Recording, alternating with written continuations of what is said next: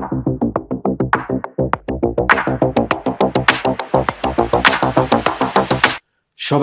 অনেক অনেক প্রীতি ও শুভেচ্ছা জানিয়ে শুরু করছি আজকের ক্লাস।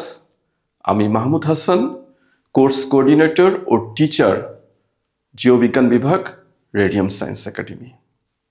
সুপ্রিয় শিক্ষার্থীরা, এবার আমরা জানব ঘাসফড়িংয়ের খাদ্য বা খাবার সম্পর্কে। সে কী ধরনের খাদ্য গ্রহণ করে।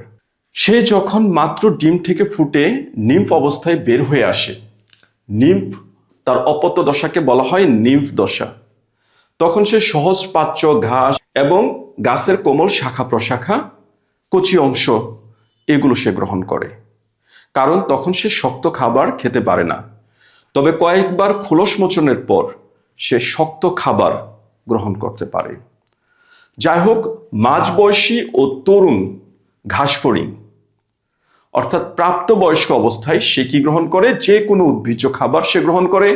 সে শস্য ও দানাজাত শস্যগুলো খাবারকে সে বেশি পছন্দ করে। যাই হোক, আমরা জানলাম ঘাসফড়িং তৃণভোজী বা শাকাহারী বা শাকাশী অর্থাৎ হার্বিভোরাস শ্রেণীর সদস্য।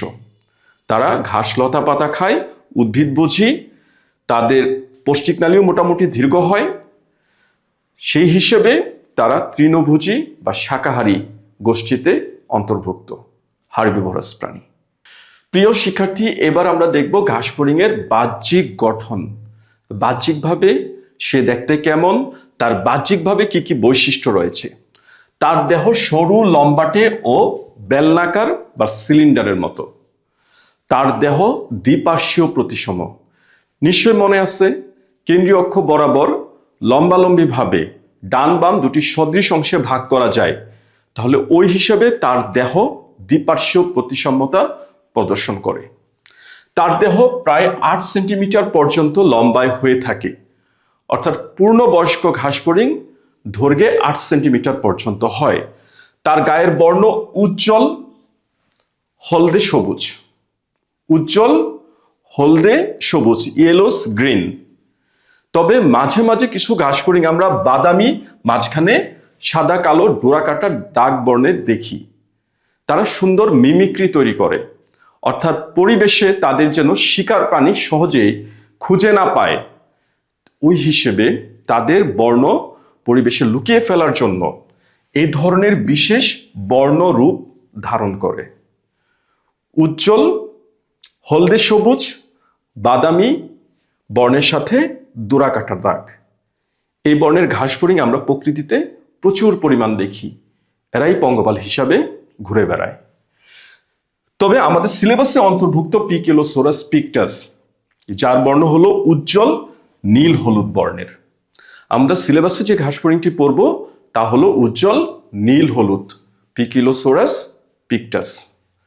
আরো কিছু বৈশিষ্ট্য দেখি ঘাসফড়িংয়ের। যে আমরা বাইরে খোলসগুলো দেখতেছি, কাইটিনাস খোলস, কাইটিন নির্মিত খোলস, যা কিউটিকল নামক এক ধরনের স্নেহ জাতীয় পদার্থ দিয়ে তৈরি। তাহলে কাইটিনাস খোলসটি কিউটিকল জাতীয় পদার্থতে আবৃত থাকে, যা তার হাইপোডার্মিস থেকে সৃষ্টি হয়।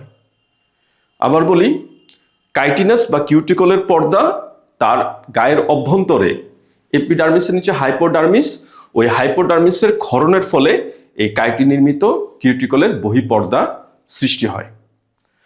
এখানে লক্ষ্য করো, মাঝে মাঝে আমরা কিছু আইসের মতো গঠন দেখতেছি। এই আইসগুলোকে বলা হয় স্ক্লেরাইট। তার দেহের খণ্ডিত আইসগুলোকে বলা হয়, বা প্রত্যেকটি প্লেটের মতো পাতগুলোকে বলা হয় স্ক্লেরাইট।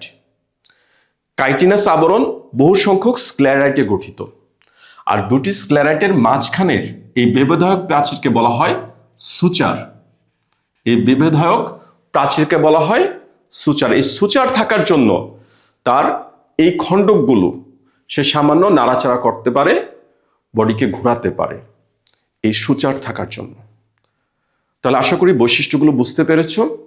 এই ছিল ঘাসফড়িংয়ের বাহ্যিক গঠন ও তার বাহ্যিক বৈশিষ্ট্য।